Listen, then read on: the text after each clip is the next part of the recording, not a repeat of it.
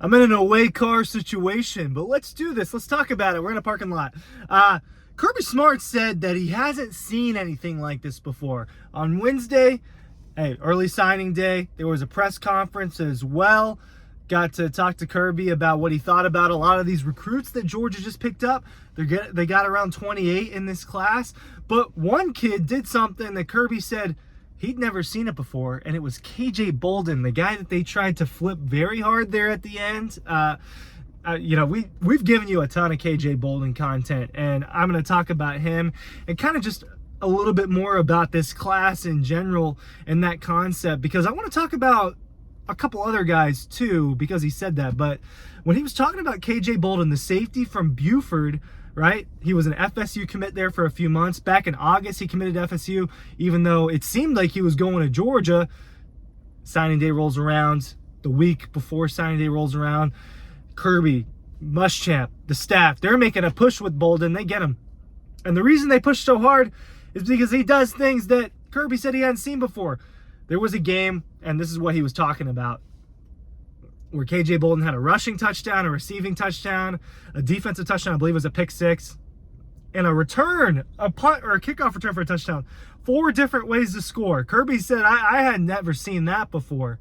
KJ Bolden is a real athlete. That is a very good way to put it. KJ Bolden is the real deal when it comes to being an athlete. A guy that there are several players in high school, and especially when I go and watch, and I hadn't been doing it as long as Matt or Dean have, but especially when I'm going to watch, I'm like, what if he just put that guy on offense? What if he put this guy on receiver? I kind of like this guy here. Well, the mega athletes, guys that are 6'1", not 200, but more like 180, 185, 190 range, long arms, can run like a deer, can hit, are physical. Kirby Smart likes to put those guys at defensive back, and that's what KJ Bolden is. Watching KJ Bolden in some ways reminded me of another guy that I went and watched a lot, and I'll tell you who it is right after this. Ryan Curley from Dawg Post.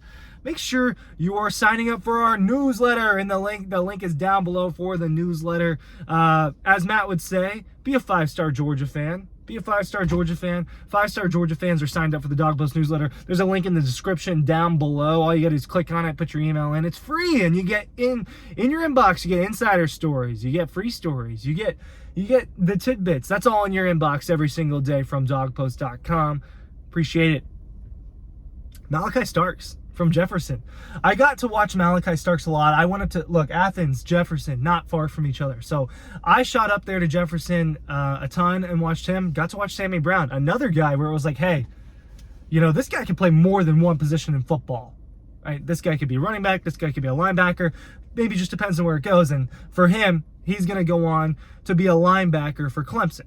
Now, KJ Bolden is that type of football player where it was like, well, you can put this guy at wide receiver, because as I think Matt's referenced, 30 catches this past year, almost half of them were touchdowns. About 14 touchdowns, 600 yards on 30 catches.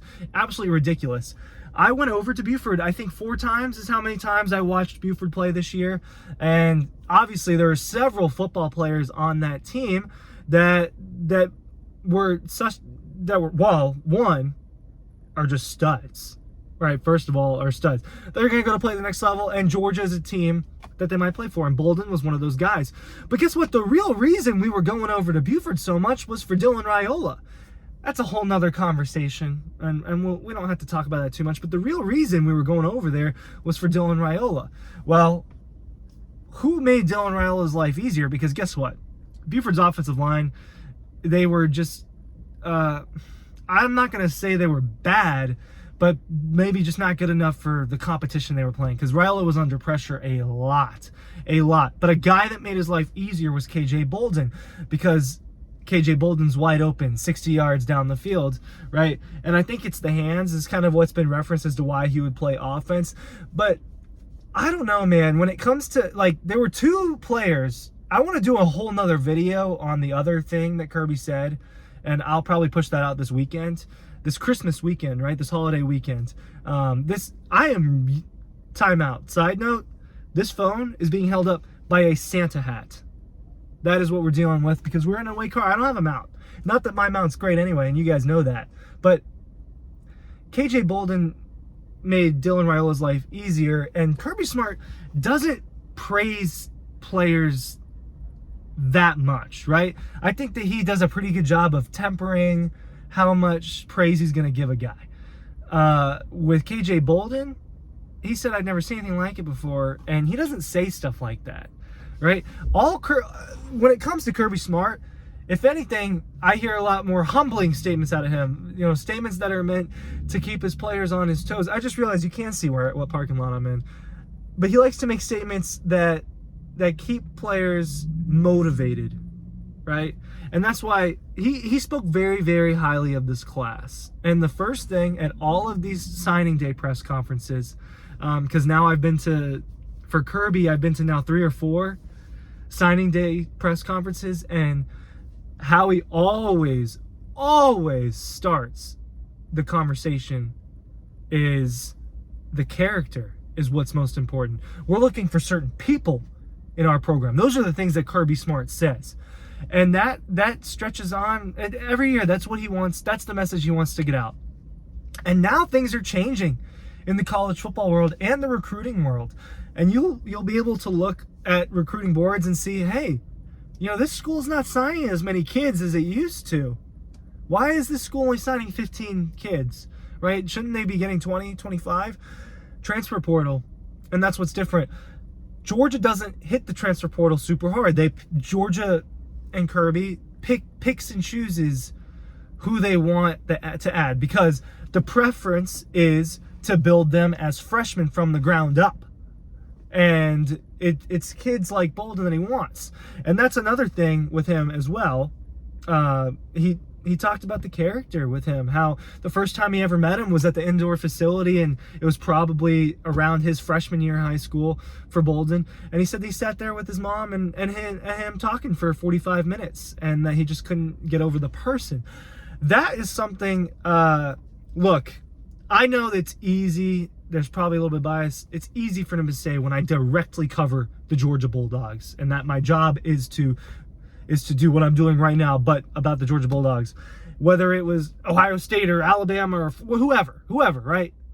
I'm sure that I would say similar things sometimes when it comes to it, but I don't cover those programs in the detail that I cover Georgia. And in the detail that I cover Georgia, there's a certain level to it that's special, and they want the standard thing, the connection thing, the composure thing. It's all real, man. I mean, these guys are trying to create something that isn't at other places, and it starts with getting the people that he believes are the right people more so than players. That's why it's not all about how many 5 stars does Georgia get, because I don't believe Georgia has the most 5 stars in this class if you break it down. And maybe they do. I'd have to go back and look. It depends on the website that you ask, and maybe there are composite 5 stars. It's not always about that. It's about and it's not about getting the Buford kid. They'll go to Wyoming. If the player is in Wyoming, they'll go to Wyoming and find him. All right? No stones unturned is what Kirby Smart talks about. And that's why you get to see players like Ladd McConkey and Dylan Bell score superb touchdowns for Georgia, is because they leave no stone unturned.